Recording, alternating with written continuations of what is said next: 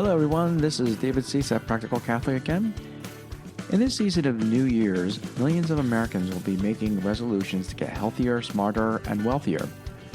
Happy New Year's to all, and a Merry Christmas to all as well. So what does Merry, resolutions, exercising, and getting holy have in common? You're probably thinking nothing, but there is something in common, especially in this season of making resolutions. So what do they have in common? To understand and effectively apply them, we need to use reason in our resolutions to ensure we can keep them. But so many of us do not use reason or think we don't need to use reason, or simply just stop using reason. Sometimes in place of reason, we use our emotions and feelings to guide us, which really is a problem.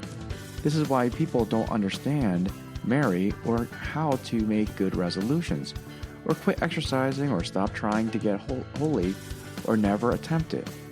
Why do we fail in our resolutions? Because we do not use reason.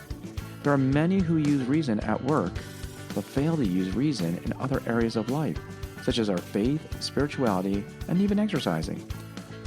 Hello everyone, today's episode is about using our reason to make good resolutions to advance in theology, spirituality, and even exercising for our health. How to really apply our intellect so that we can become healthy and holy. Welcome to another episode of Practical Catholic with David Suess.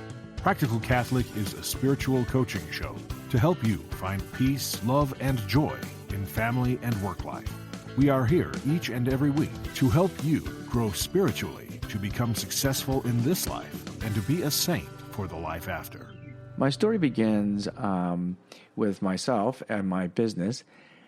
I am considered what they call a chief architect. I've been in this business, IT business, for many years, for over 25 years. And so I've acquired enough knowledge and experience to become what they call a chief architect. It's someone who's high up there that knows a lot about IT and how to architect it and how to deploy it and integrate it with people. But as I was growing in this experience, I first had to become a seasoned developer. That's what I was originally. I was a computer science major, and I started developing. So as a seasoned developer, there was often times where I would have to do what they call a code review. A code review was when an experienced person would go and review another person's code to make sure that they would follow certain practices, and making sure that those practices, good best practices for coding, are met and done accurately.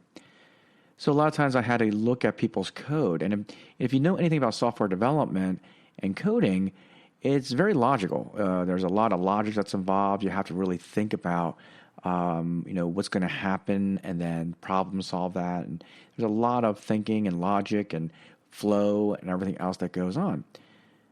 So a lot of times you could tell the new coders, these coders, the code would never have any really good logic. They would just cut and paste code, and they didn't care if the code actually did the job or not, or if it was just extra code that it went through.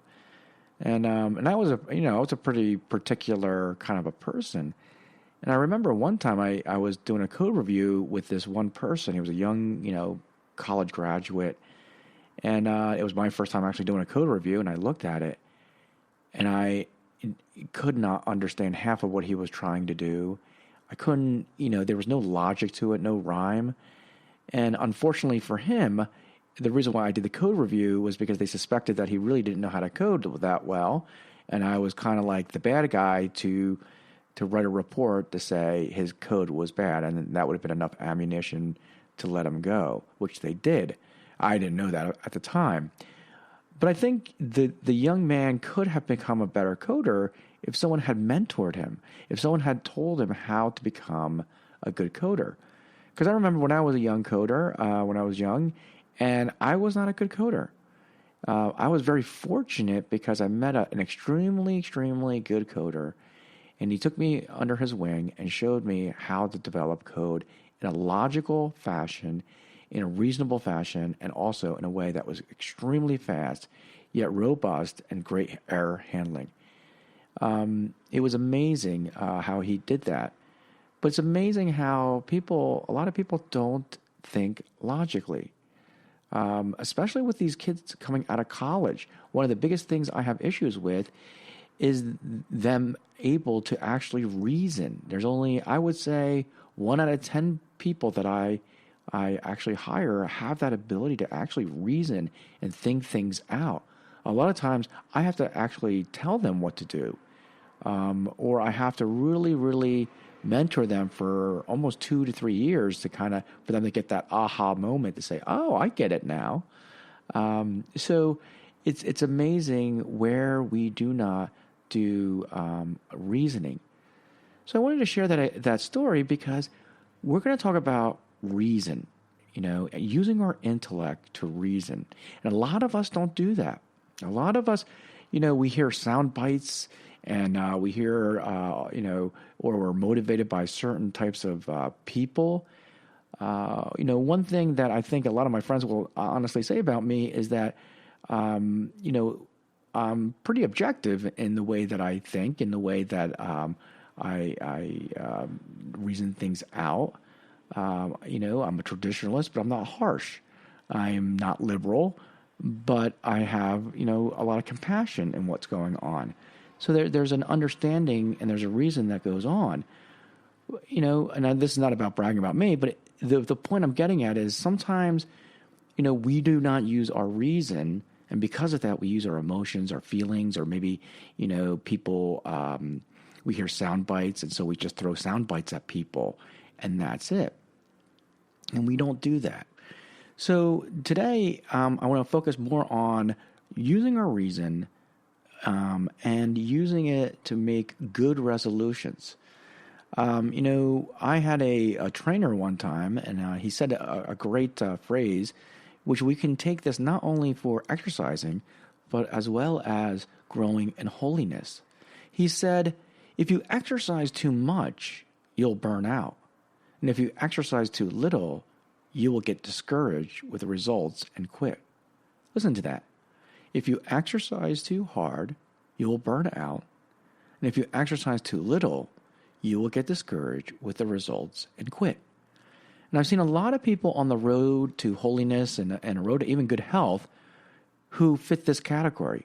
They, get all excited and everything, and all of a sudden they just burn out, or they just say, all right, I'm going to try a little bit, and they're naive, and they're just a little timid, and they don't see any results, and so they quit. But if we use the right reason to discern what kind of resolutions we're going to make and what we're going to do, we can then come up with a good plan for us to exercise or become holy. It's the lack of using our reason that we sometimes fail in our understanding of religion and exercising. So how do we use our reason, right? So this is where Mary comes into play, right? Remember I told you it was Mary, exercising, getting holy, and resolution, right? Mary's going to help us here with reasoning, okay?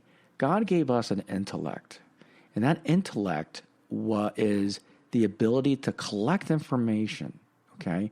There's 2 types of knowledge that our brain or our intellect can handle, okay? And this is important to understand this.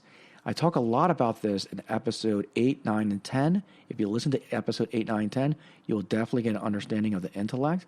But I want to kind of talk about this a little bit. The first part of the intellect type of knowledge is called, sensory knowledge. That's what it's called. And sensory knowledge is just knowledge that you obtain, okay, from your senses, all right? That's why it's called sensory knowledge. It's, what you touch, what you see. And when we say what we see is what you read, right? Also. So it's not just, it's just seeing pictures, but also what you're reading and those types of things. So what you're hearing, like listening to my podcast, those types of things. So when you get that knowledge, you can use that to then create reason, okay? A reason. Now, I'll give you an example, okay? So we can reason and say, Mary is the mother of Jesus, right? That's called deductive reasoning, right? I read a book about Mary, and she gave birth to, she conceived and gave birth to a man named Jesus, okay? It's historical fact. It has occurred. And we know that when a child is born to a woman, we call that woman a mother. So deductive reasoning right there says Mary is the mother of Jesus. Okay? So then what we can do is not only can our intellect make judgments like that, but we can also create what we call syllogisms, okay? Syllogism means that we group together a bunch of judgments to create one big, large judgment, okay? So let's give an example, all right? So we say that Mary is the mother of Jesus. We know that Jesus is God. That's the second thing we're going to deduce. We're going to say Jesus is God. We know we read in the Bible that Jesus is God. He was able to do all these miracles. He claimed he was God. He prophesied as well. So he was able to do all these miraculous things as well as he claimed himself to be God. So we know that Jesus is God. So now we have two fundamental judgments, that Mary is the mother of Jesus and Jesus is God, right? So now we can make a syllogism. A syllogism says, I can actually put these two truths together to create a greater truth or a fundamental truth. And so what we're going to say is, if Mary is the mother of Jesus and Jesus is God, therefore then Mary is the mother of God, right? Mary is the mother of God. And yesterday was her feast day, right? Wednesday was the first day of January was Mary is the Mary, mother of God. So it's a simple syllogism, nothing complex about it. Mary is the mother of Jesus. Jesus is God. We can replace Jesus in that sentence with God, and now we can say, instead of saying Mary is the mother of Jesus, we can say Mary is the mother of God. And that's a syllogism. This is the power of the intellect. We can deduce and reason very quickly and easily. And so the power of theology comes into play not by just listening to, theologians and throwing out sound bites. I used to do that when I was first converted. I used to listen to Scott Hahn, and I love him to death. And I used to listen to other, converts, and they would tell me these sound bites. And when I was trying to convert other people, I would just throw sound bites at them, read John, 6 or whatever, you got to eat my flesh, drink my blood, and they come back with a different argument. And you're like, whoa, where did that come from? Right. So it's really, really not, we can't just throw sound bites at people. Okay. And that's what we typically do when we listen to theologians. Now, this is not that we shouldn't be listening to theologians. We should absolutely listen to theologians, and we should absolutely be reading theology, okay? Not as a academic way, but in a way that brings us closer to God and understanding. But God also gave us a reason so that we can do, deductive reasoning in our intellect to create what we call intellectual knowledge. And I want to share this story. I was talking to a woman in my tertiary group, and she was, because I was teaching the Liturgy of the Hour to this group, and this woman, very nice, she comes up to me and she goes, I get a little bit lost on the Liturgy of the Hours and stuff. I don't know if I should do that.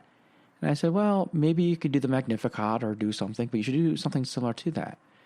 And she goes, well, what I do now is I go to this Protestant, website, and I download their scripture readings, and then I listen to what the guy says, and he helps me along that way.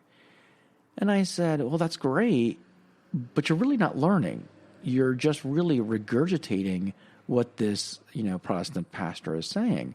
And quite frankly, it could be wrong.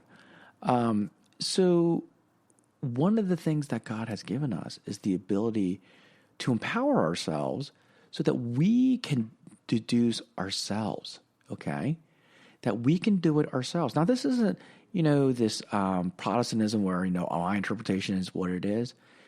The Catholic Church rarely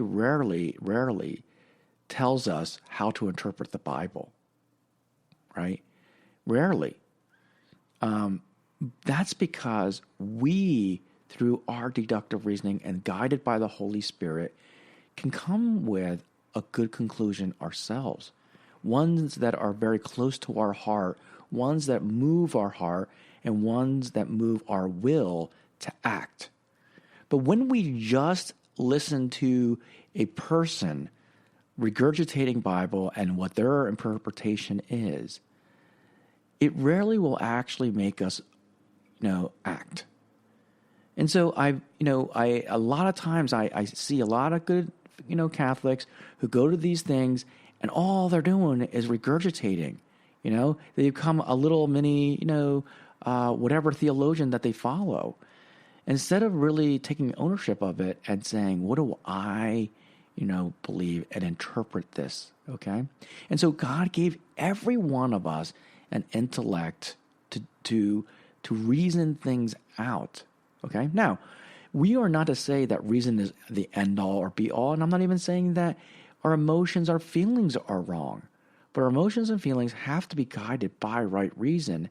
And when it does, our emotions and feelings, which are summarized into what we call the passion, okay, becomes the fuel to get things done.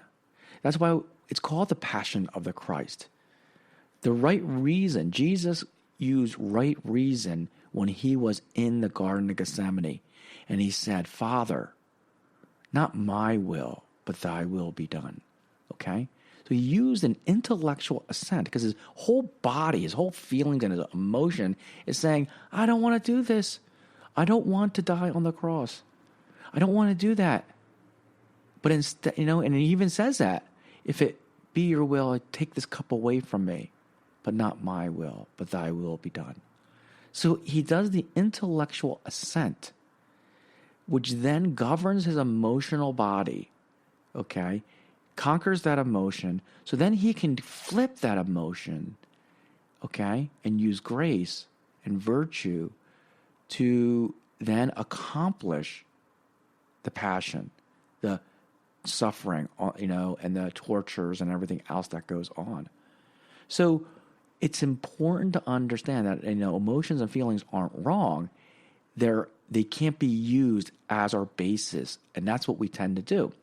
And so a lot of times Protestants are, when the reason why I pick out Mary is because theologically speaking, whether you're Protestant or even Catholics, I've seen Catholics who are anti-Mary as well, that they're just shallow in their understanding of theology.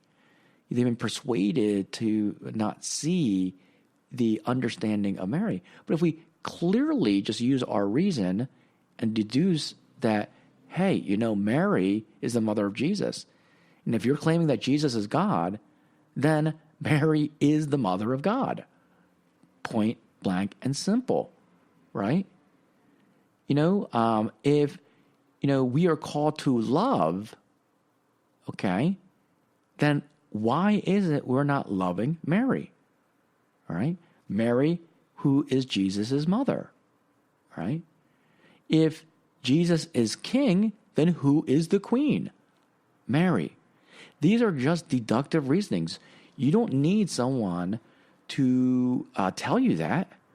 It should just come naturally and say, oh, okay, that's what it is.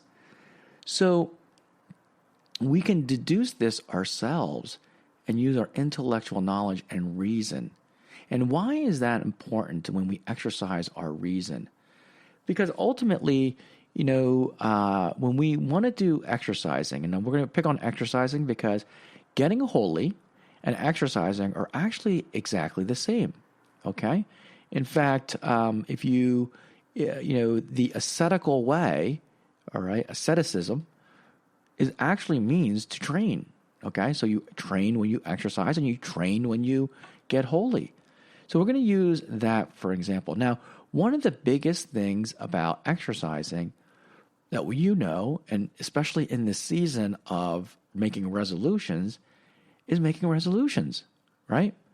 So when we exercise and make resolutions, what typically happens to the average person, okay?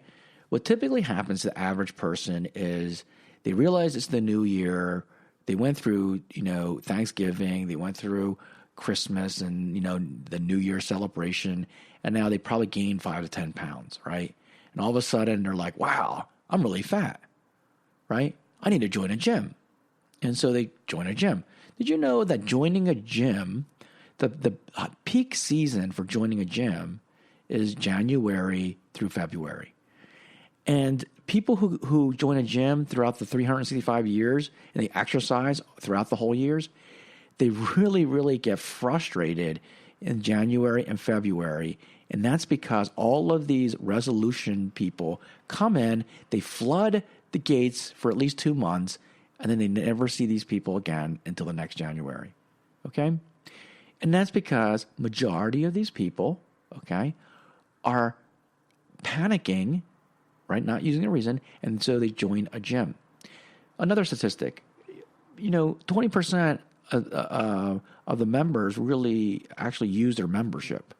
This is something that, and I have nothing against Planet Fitness. I'm just using Planet Fitness as an example here. This is all fitness centers, but Planet Fitness revolutionized, exercising because it commoditized exercising. It basically said, look, we're going to give you, we're only going to charge you $10 a month, which is a no-brainer. Why wouldn't I join a gym for $10 a month? That's $120 a year. Now, the reason why they do that is because they're banking on the fact that you won't show up. And statistically speaking, you will not show up, okay? And because of that, they're able to attract many, many people. So what they're doing is they're playing on a volume game. That's what they're doing. They're basically saying that we know only 20% of you are actually going to go to the gym. The other 80%, you're not. So a gym that might be outfitted for, let's say, in a single day, let's say 300 or 400 people, they're going to outfit it a lot higher than that. In fact, probably about 4 to 6 times. They're going to get 4 to 6 times the amount of those people because they know that only 20% are going to be there. So they're really going to have, let's say, 2,000 people who are actually going to join when it can only hold 400. That's a significant amount of money that they're going to be making because they're playing that volume game. And they're playing on the fact that you made an emotional decision to join this gym because you wanted to lose weight or because there was a health issue. The doctor comes along and says, hey, you have diabetes now and you need to exercise. So these people join a gym and they tell the doctor, oh, I joined a gym. And all they're doing is basically spending the $10 to say they're going to a gym to pacify maybe their guilty conscience or their doctor or their wife or whatever who's saying you need to get better in shape. And they never really show up. So it goes back to the fact that are we really using right reason to understand why we're exercising and what we really need to do?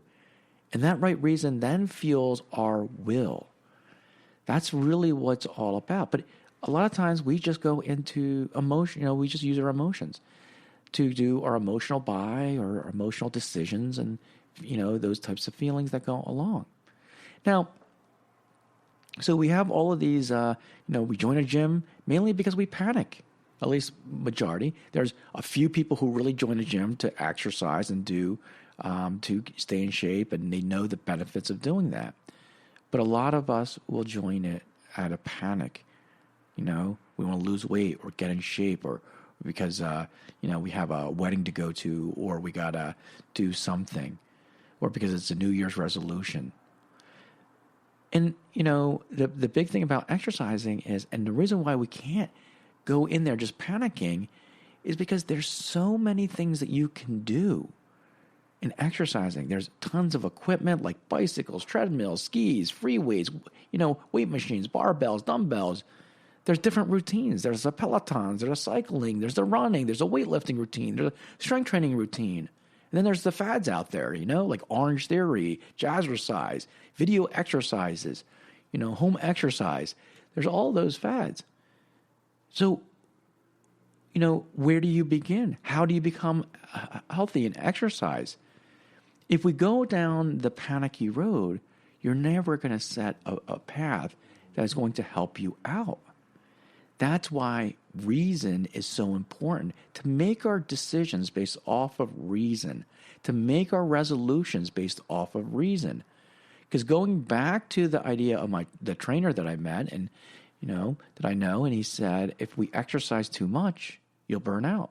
If you exercise too little, you'll get discouraged with the results and quit. So understanding, reading about the different equipment, how the routines fit, how is it going to fit my life? This all takes reasoning and thinking, okay? So that we don't just panic and say, I'll just join Planet Fitness, okay? And that's what I'm going to do. No, we make our resolutions based off of right reason, So how much time do I have? What days am I going to be working out? How hard am I going to work? These are questions that you can ask and research and read. So part of reasoning is understanding and getting that information, right? What kind of equipment is best for me? I'm 70 years old. I don't think I would be, maybe using barbells or something like that. Maybe weight machines might be a little bit better for me. What kind of routines am I going to do? Do I need a trainer to help me, to motivate me? Some people need that. Some people need a trainer to help them go along. Some people don't. Okay. Do I need a routine? What is that routine going to look like? Can I make my own routine if I read about it? Those are the things that you can do. And again, it takes deductive reasoning and knowing who you are. And once you take the time and effort to do that, you will then have a better buy-in in committing to do those exercises. Okay? So that's one of the things. So we learn from Mary how to reason, right? Our intellect can reason. It reasons by getting the information through our senses. We know about Jesus. We know that Mary is the mother of Jesus. We know that Jesus is God. Then we can elevate that to a syllogism, putting multiple things together by saying Mary is the mother of God. And then we can apply that in real life scenarios, get enough information, and then deduce that, reason it out, and say, hey, can I exercise Monday, Wednesday, and Friday? Yeah, I can do that. I can do it an hour before, I go to work, or when I come back from work, or maybe during lunchtime. It's all about reasoning instead of an emotional panic and saying, oh, I'm gonna join a gym because I'm overweight, or I have to make wear this beautiful dress or suit or whatever it is to a wedding. It's not that. You use deductive reasoning, which then leads to getting holy. Getting holy is exactly like exercising. So many people. I'm not. How can I say this? I'm not going to say, there are people who are naturally obese and it's hard for them to lose weight. And I have to say that. But I don't think most of us fall under that category. I think most of us fall under the category is that we're just lazy, right? And we just kind of don't want to exercise. It's the same thing with holiness, okay? I've met people who said, oh, I know how to become holy, but I just fail, That's like saying, I know how to get thin, but I just fail. I just keep eating the cream pie or ice cream, and I don't exercise and all the other stuff. And that's really a big disservice because it's the same thing in exercise. We have to use our reason to become holy. But what typically happens to us when we try to seek holiness? It's basically we get all emotional, right? We go through that conversion. All of a sudden we're all gung-ho, we're all emotional. Just because we all of a sudden go through a conversion and maybe even listen to these great theologians, it doesn't mean that we're holy. In fact, that's far from it. The road to holiness is not just this warm and fuzzy feeling I have because now I feel like I'm converted, right? No, that's not what it is. And so many people out there think that, and then they become the watchers of the sinners, right? Even though they're sinners themselves. The issue here is that we get all excited in our conversion. And so, we'll fast for on bread and water for, 20 days or something like that, right? And then we're all exhausted, and like, I can't fast like that anymore, right? I remember when I first converted, I did that. I fasted on bread and water for I think it was like 2 weeks. And then I was like, wow, I can't do that. That's a little bit of information and we become dangerous. Okay. So that's in essence what happens with our excitement. It's a little bit of information and we get excited and we go overboard, right? We get overboard in a sense of we're fasting, bread and water, we're doing all these crazy penances, and then we get burnt out, And the worst thing about being burnt out in religious matters is that is the worst thing you can get burnt out on. Just like if you get burnt out on exercising, you're probably going to get into worse and worse health, okay? That's probably what's going to happen. They say that, and I don't know if it's true or not, but they say that once you lose weight, and then if you get it back in, it's harder to lose that same weight. And I kind of have to agree with that because I've seen my weight kind of seesaw back and forth. It's the same thing with the road to holiness. In a sense that if we get excited and we get burnt out, it's hard to get back. So we got to pace ourselves, right? Just like my trainer said, right? We can't burn ourselves out by going too hard, all right? Another opposite, another thing that happens to us that we get excited, become holy is when we hit the panic button. All of a sudden, you might be getting, ill or dying or you have this panic attack that I might be going to hell because all my sins. Then all of a sudden we're just grasping the rosary and just saying, 10 million rosaries or saying 10 million novenas, or we're clasping on the rosaries and the scapulars and the medals, not really knowing what all of these things do and being all confused, right? Because if you think about it, just like exercising, we have these equipment, right? The bicycle, the treadmill. Well, in the Catholic Church, we have equipment as well. The rosary, the scapular, the medals, the statues, etc., all these things. We also have routines.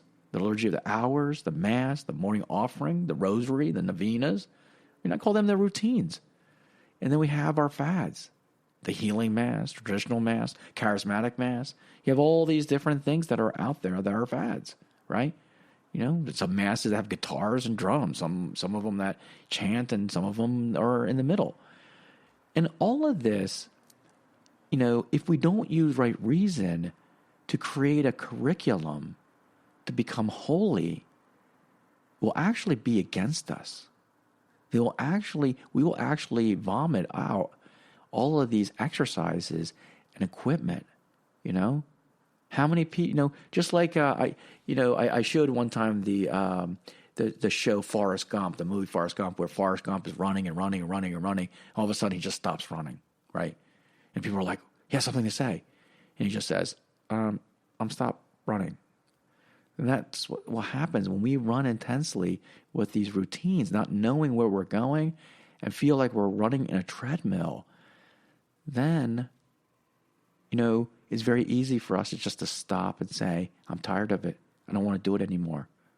And then stop. And again, a death to our religious life is more deadly than death through not exercising. So if we use right reason and if we follow a path, especially if you join like a religious third order, if you're secular, if you're not and you join in a religious order, this is the beauty of a religious order, okay? We don't pray for vocations because we want vocations. We want vocations because we want these men and women to become holy so that we can also become holy, okay? Our vocation is for us to become holy. Hands down. All vocation is there to make us holy. I don't care if it's the religious life, the priestly life, the diaconate life, or the marriage life, or the single life. It is for us to become holy. All right? And if we don't become holy, then we don't enter heaven. Okay? It's called sanctifying grace. Holy grace is what makes us holy and what allows us to go to heaven. And if we're not holy, we can't enter heaven. Okay? That's why people who say, well, I can't be holy, I'm a good guy, but I can't be holy. That's wrong.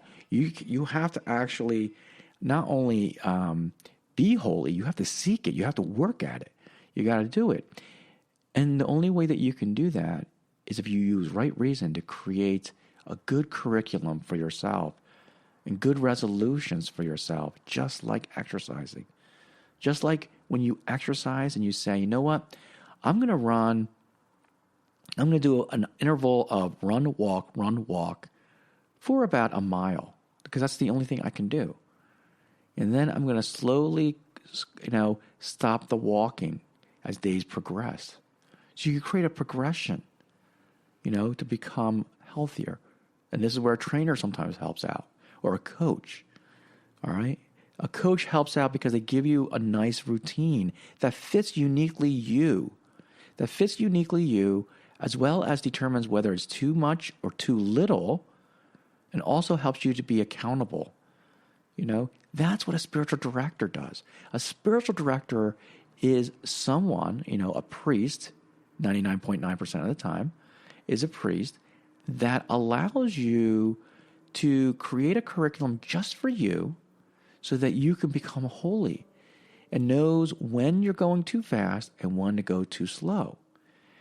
All right? So it's very important that you select a really good spiritual director. A spiritual director is not there to solve your worldly problems. If a spiritual director is doing that, then that's a serious problem. A spiritual director is there to root out your affection, your attachments, your sins, whether they be mortal or venial, and slowly help you work them out, okay? So that you can become holy, because all those things are making you attached. So that's what happens. So you can use a trainer or a spiritual director to help you guide and create this. The other aspect is a lot of this can be helped with a good routine, okay? And I'll give you an example. I'm not trying to put Peloton on the spot because I don't have no stocks in Peloton or anything like that. Or let's say strength training. There's a lot of, strength training is, there's a lot of routines in strength training. There's a whole methodology in strength training. The same thing with Peloton, okay? So I'm assuming both of them would be good for your health, regardless of which one you choose. One of them might be better for you than the other. But I will say that that's a routine. It's the same thing with the Catholic Church. If you follow a tertiary group, or even a little bit of Legion Mary or the Blue Army, there's a routine prayer life. Okay, and then if you go to a third order or a secular order, okay, you will be able to not just have a routine, but you'll have a routine and a spirituality. Okay, on top of that. So it's important to understand that we can use right reason to say, you know what, I'm called to become holier or healthier, and I'm going to use right reason to research what's out there for me, and that is geared for me, that in the spiritual world that God is calling me to, right? So this is why we need right reason. But a lot of us will just emotionally go and say, oh, I got to do a rosary. Oh, I got to wear the brown scapulars. Oh, I got the, St. Christopher medal. I got the Benedict medal. Or, my, mother, great grandmother wore this, and blah, blah, blah, blah, right? And those are okay, but to really grow in spirituality and to really fortify yourself and become stronger is to know, why are we doing the rosary? Why am I wearing the scapular? Why do I have these medals? Why do I have these statues? It's better to have fewer things, but do them greatly, than to have all of these things and not know what they're for. I knew a woman, and she must have had, she would brag about, she had this like medal holder, and she says, I have almost every known medal that you can think of. Now, that's great, but how's it edifying you to having all of these medals around?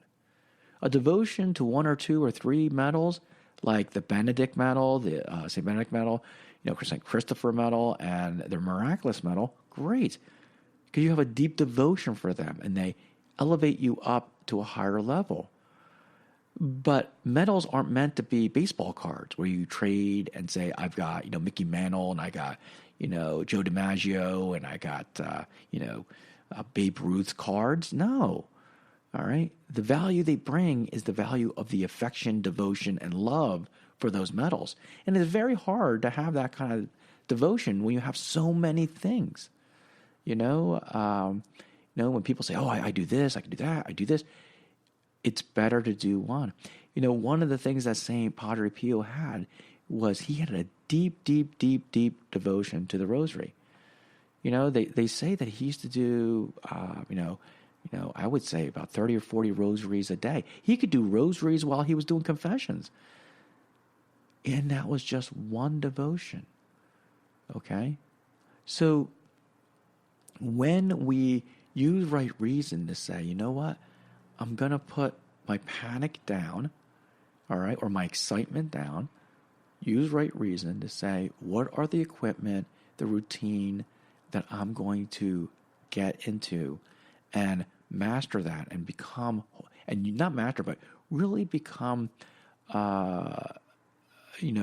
devotional and elevate ourselves to a love, because that's what they're meant for. Our strength in our devotion is love. Okay, if you study exercise science, one of the things that they talk about a lot is power and strength. Power and strength. So part of exercising is to increase power and strength, which then increases performance. Okay, and that there is no right or wrong in exercise science. It just depends on what you are trying to achieve. So, for example, a person who exercises to play baseball is not going to be the same person who exercises to play football, who is not going to have the same exercise as the type is going to play, excuse me, tennis, which is not going to have the same exercise routine as an elderly person who's trying to just maintain their physical capabilities so they're not going into assisted living, so they can have more freedom of movement because they're able to do certain things. So but they're going to measure things by power and strength and performance to the level of the requirement that is necessary for that sport or that way of life. Excuse me. It's the same thing. It's the same thing in a sense that when it comes down to holiness, we're not there to do the same exercise and routines as, the religious life. All right. The reason why St. Francis created the Third Order and its rules is because he uniquely created them for the secular world. That's what he uniquely did. That's what I believe.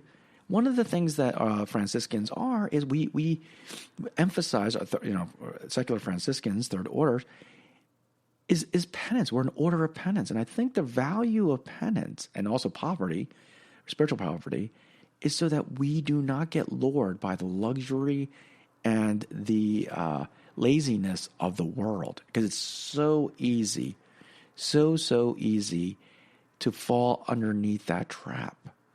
And that leads to lukewarmness. And lukewarmness is death to a person's spirituality. That's what it is.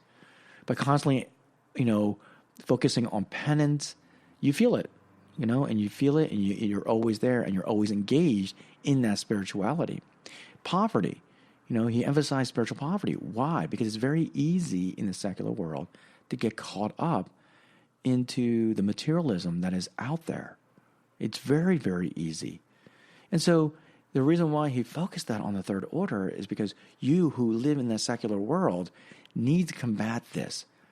Because once you get sucked up into that, you can get, sucked into the luxury and the feelings and everything else. So, we have to understand that there is this curriculum that's out there. And just like exercising, where we kind of exercise the way that we are living, we have to also follow that spirituality as well. Another person that we can take is, I believe it's Saint, I want to say Saint Francis de Sales. I want to say it's him. I apologize if I'm misquoting him. But he would write to this one lady he was a spiritual director to, and she used to complain how she couldn't do her prayers because she was busy, and she couldn't do this because she was too busy taking care of children and everything else. And finally, St. Francis de Sales wrote a letter and said, you're not a religious sister. You are a person who's in the world. And so you can elevate your love for God and your penance through your work.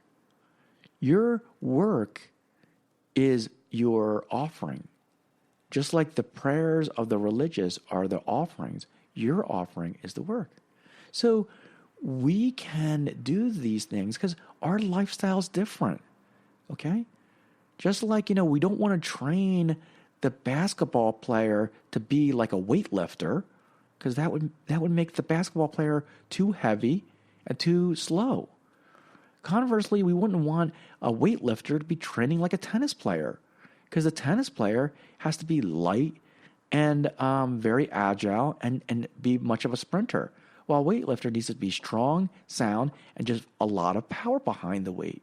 So same with the way that we exercise spiritually.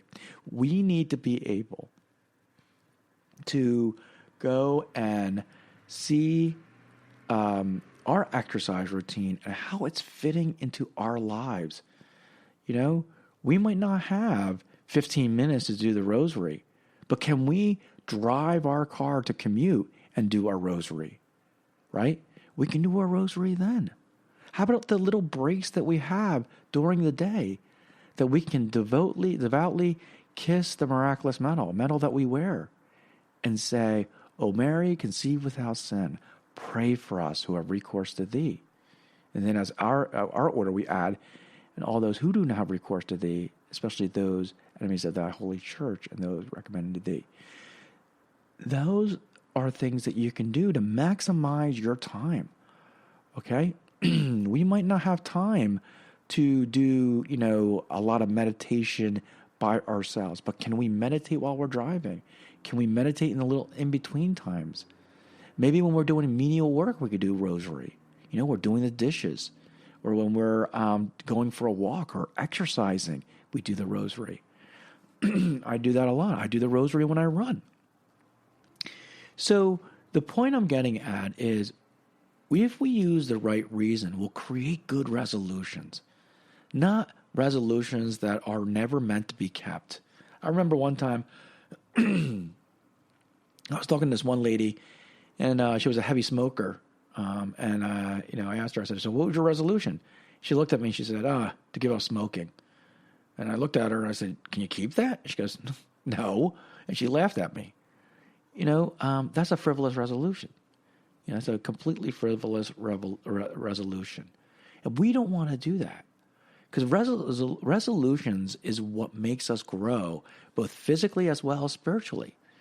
And if we use right reason, okay, we will be able to then make good resolutions. So what are the steps? Well, here are the steps to do that allows us to become, have good resolutions. The first is do some research, okay? Do some research about what you want to make a resolution on.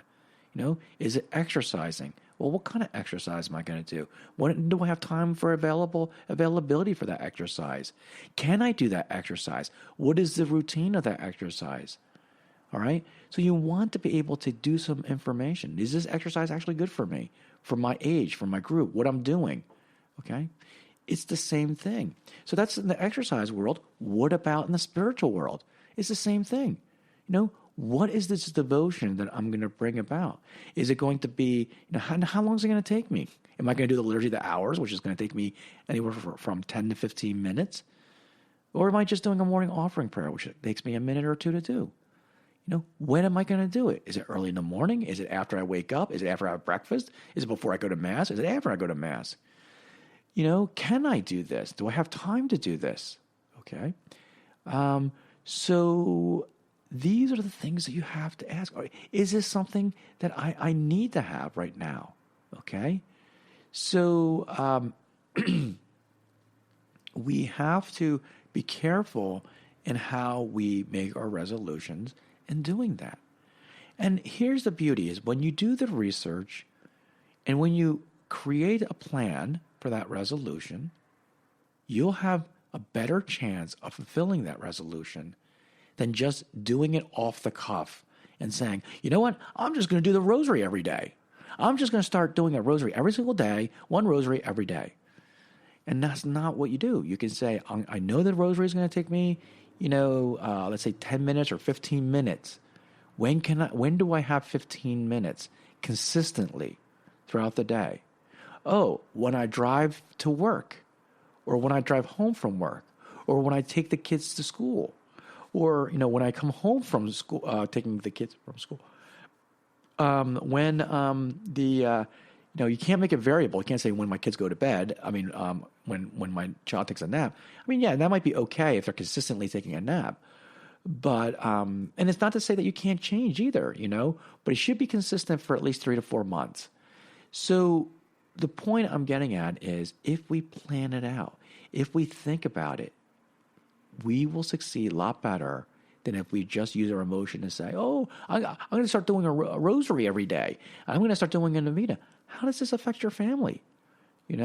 When I try to add to my prayer life or my readings or whatever, I try to figure out how does it affect my family life and my work life, okay? And doing it that way.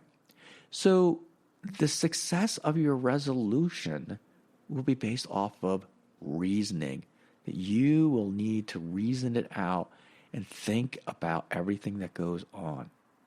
So kind of understand that. So what can we do to, why don't people actually use reason? Well, I mean, I think a lot of times people don't use reason because they're lazy, right? We are a Google society. That's what we are. That a lot of people think knowledge is power. Knowledge is not power. Intellectual knowledge is power. Sensory knowledge is not power. So, remember, we talked about two different types of knowledge that is not our intellect. It's the sensory knowledge. That's things that we know from the outside world. That whether we read it, whether we listen to it, whether we feel it, whatever it is. And Google has dominated that area. I don't think you can go. I don't think you need to really. You can Google everything, and it's out there. But sensory knowledge is not what we're talking here. I mean, you need to have sensory knowledge as a basis, but where the real power comes into play is intellectual knowledge, where we use our reason to solve real life problems. Okay, Google only solves problems that are explicitly exactly like the problems in Google. I don't know how many times I've seen people who try to, solve a problem that they found in Google, but they're like, this doesn't work anymore. And that's because something changed, right? Or something was different. And they don't know how to solve the problem because it's not a one-to-one, exactly the same problem and solution. This is where deductive reasoning comes into play, the intellectual knowledge. So when we talk about reason, we're talking about the intellectual knowledge. But we are in a society of Google where we just want to find the answers and that's it. Okay? And so, the other issue is that our educational system, especially for the younger generation, has really taken away deductive reasoning from society and has really focused more on intellectual knowledge, which is Google and everything else. And now with artificial intelligence is even taking more and more out of that whole deductive reasoning aspect of it. And then the third is this narrow understanding of using our imagination. Our imagination God gave us as part of the intellect is that we can expound on knowledge by using our imagination. But we've had a narrow understanding of imagination because the world dominates it by thinking that's all about art. Okay? That's all it is, you know. It's only the artist who's the creative and imaginative person, and that is not the case. It is every person who solves a problem, every person who thinks in a deductive manner is using their imagination. And we need to bring that back to say everything in our lives, we need to use our imagination. So those are a couple of reasons why no one really uses it. So at the end of the day, especially a lot of good Catholics, they'll tend to use sound bites because they don't want to use that intellectual knowledge. They don't want to take the time. And that's really a disservice because you need to exercise that part of our soul, that faculty of the soul. They're called the powers. Believe it or not, what I call the parts of the soul are really called the powers of the soul. This is the power that God has given us, is the ability to reason. The ability to reason. And that doesn't mean that we use sound bites of theologians and try to think that, we're all brilliant because we're throwing sound bites.